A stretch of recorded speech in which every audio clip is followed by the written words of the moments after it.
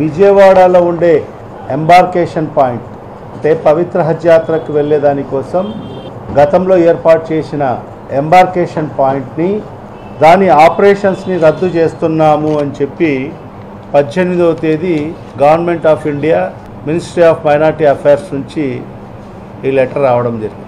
ఈ లెటర్లో వాళ్ళు రాసింది ఏంటంటే central Haj committee of India మరియు ఏపీ స్టేట్ హజ్ కమిటీ యొక్క రిప్రజెంటేషన్స్ మాకు అందిన తర్వాత దాన్ని అంతా కూడా పరిశీలన చేసిన తర్వాత ఈ ఎంబార్కేషన్ పాయింట్ని రద్దు చేస్తున్నాము. మరి ఇక్కడి నుంచి ఏదైతే ఆపరేట్ చేస్తున్న ఫ్లైట్ ఆపరేటర్స్ యొక్క ఆపరేషన్ని కూడా నిలుపుదల చేస్తున్నామని చెప్పి మరి ఈ లెటర్ యొక్క సారాంశం.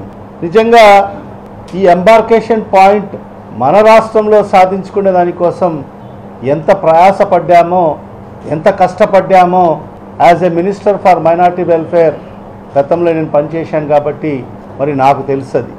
ఎంతో ప్రయాసపడి ఎంతో కష్టపడి సాధించుకున్న ఈ విజయవాడ ఎంబార్కేషన్ పాయింట్ని ఈరోజు ఈ కూటమి ప్రభుత్వం యొక్క నిర్లక్ష్యం వల్ల ఈరోజు ఈ ఎంబార్కేషన్ పాయింట్ని కోల్పోవాల్సిన పరిస్థితి ఏర్పడిందని చెప్పి కూడా ఈ సందర్భంగా ఈ రాష్ట్ర ప్రజలకందరికీ మరీ ముఖ్యంగా ముస్లిం మైనారిటీ సోదర సోదరులందరికీ కూడా తెలియజేసుకుంటున్నాను.